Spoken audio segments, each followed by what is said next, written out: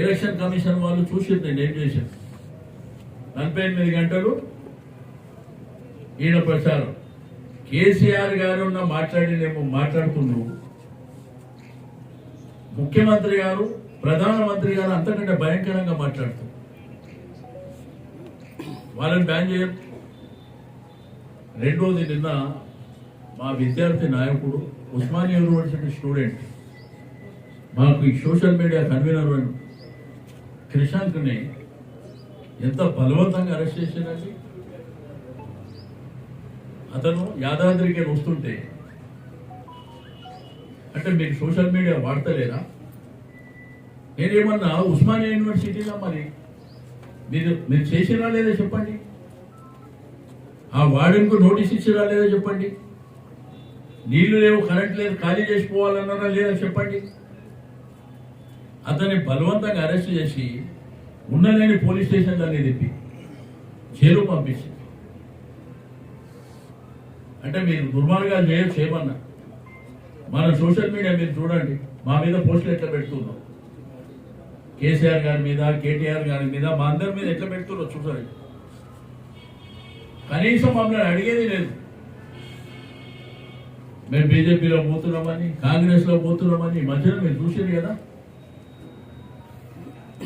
కాబట్టి fake complaint తీసుకొని కేసులు పెట్టి ఉస్మానియా యూనివర్సిటీ వార్డెన్ కంప్లైంట్ ఇచ్చిండట.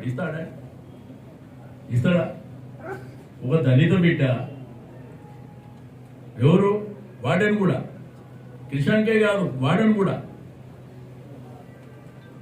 ఎంత దౌర్జన్యం, దుర్మార్గం, దాన్ని తీవ్రంగా ఖండిస్తున్నాం. ఓకే, మీరు ఇప్పుడు చేయగలుగుతారు, పార్లమెంట్ ఎలక్షన్ తర్వాత చూడండి ఏం జరుగుతుందో మీకు తెలుస్తుంది.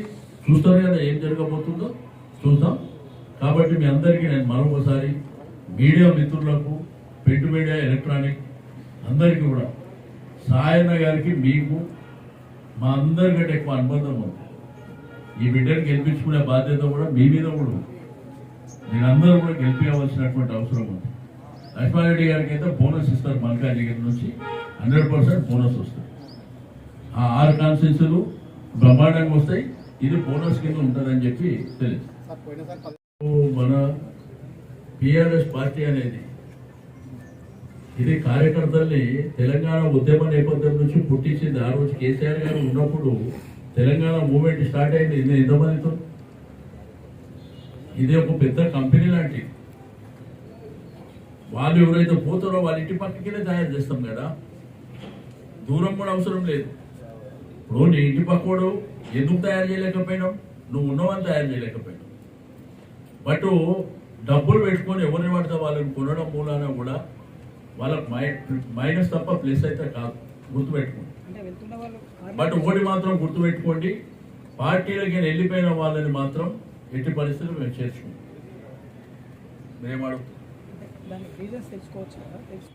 కోఆర్డినేషన్, నేను గతంలో కూడా తిరిగినప్పుడు కోఆర్డినేషన్ ఆ ల్యాబ్స్ ఉంటుంది.